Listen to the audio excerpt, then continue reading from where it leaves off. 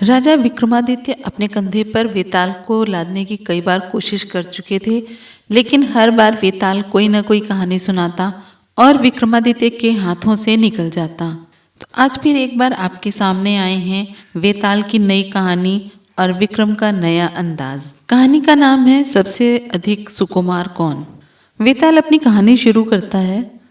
एक बार की बात है, अंगदेश के एक गांव में एक ब्राह्मण अपनी पत्नी और 3 बेटों के साथ रहता था। एक बार ब्राह्मण ने अपने तीनों बेटों को बुलाया और कहा कि हमारे तालाब के लिए एक कछुए की ज़रूरत है। कल तुम तीनों समुद्र के किनारे जाकर वहाँ से एक कछुआ पकड़ लाना। तीनों ने हाँ कर दी और दूसरे दिन तीनों के तीनों माता पिता का आशीर्वाद लेकर समुद्र की तरफ चल पड़ते हैं।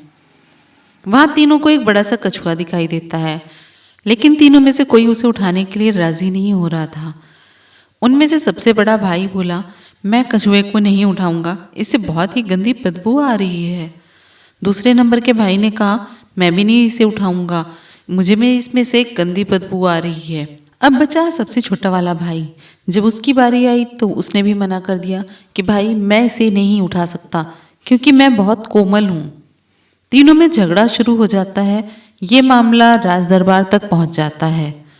राजा ने कहा, इस प्रकार का मामला जिंदगी में मेरे पास पहली बार आया है, तो इसलिए इसका जो न्याय है वो मैं सुबह करूंगा और आप आज हमारे यहाँ मेहमान हैं, इसलिए भोजन और आराम यहीं पर कीजिए।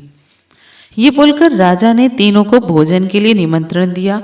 सभी बड़े चाव से खाना खा रहे थे, लेकिन सबसे बड़े भाई ने नहीं खाया।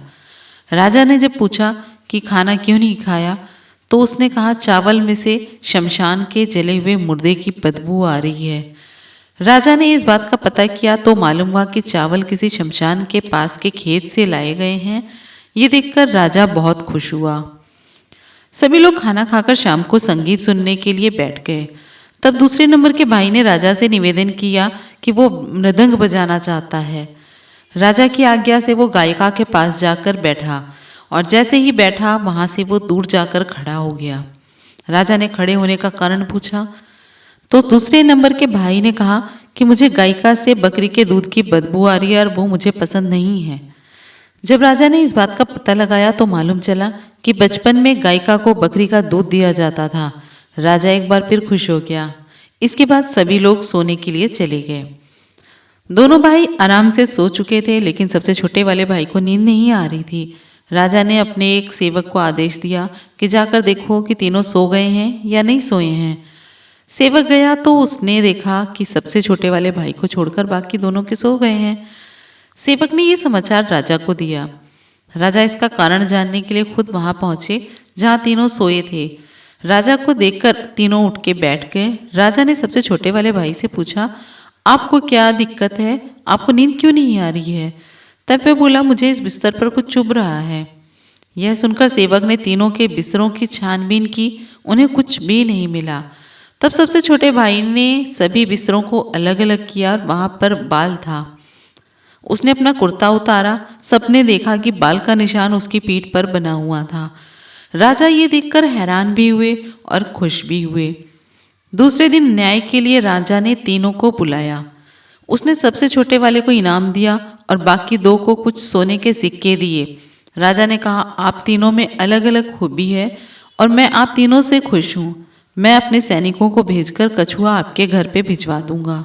बस इतनी कहानी सुनाकर वेताल चुप हो गया और विक्रम से पूछने लगा, राजन बताओ, इन तीनों भाइयों में से सबसे सुकुमार कौन था? तब विक्रम ने जवाब दिया, सबसे छोटा भाई, क्योंकि हो सकता है दोनों भाइयों में से अपने सुकुमार होने का दिखावा किया हो, लेकिन सबसे छोटा भाई कितना सुकुमार है यह तो राजा ने खुद अपनी आंखों से देखा था। विक्रम का सही जवाब सुनकर वेताल उसकी तारीफ करने लग गया और बोला, कभी भी हमें उन गुणों को उजागर नहीं करना चाहिए कि जो हमारे अंदर नहीं हैं। लेकिन राजन, हम दोनों में जो शर्त लगी थी वो शायद तुम भूल गए और तुमने मुंह खोल दिया। और अपनी शर्त थी कि जैसे ही तुम बोलोगे मैं वापस पेड़ पर जाकर लटक जाऊंगा। तो लो राजन, मैं चला वापस अपने पेड़ की तरफ। इतना कहते ही वो बेताल अपने पेड़ पर जाकर वापस लटक जाता है और विक्रम फिर से एक बार वापस उसी पेड़ के पास बेताल को लेने के लिए चल पड़ता है। तो विक्रम और बेताल की जो कहानी है बहुत ही अच्छी है, लेकिन इसमें जितना भी संघर्ष विक्रम ने किया है शायद ही किसी ने किया हो, क्योंकि एक मुर्दा के पास जाना और बार बार उसे वापस लेकर आना बहुत ही मुश्किल कार्य है, वो भी अपनी पीठ के ऊपर लेकर आना। तो आज की कहानी में बस इतना ही। अगली वीडियो में एक नई कहानी के साथ फिर हाजिर होंगे। वीडियो अच्छा लगा हो तो प्लीज़ लाइक कमेंट शेयर करना ना भूलें, चैनल को सब्सक्राइब करें। फिर मिलते हैं नेक्स्ट वीडियो में, तब तक के लिए टेक केयर, गुड बाय।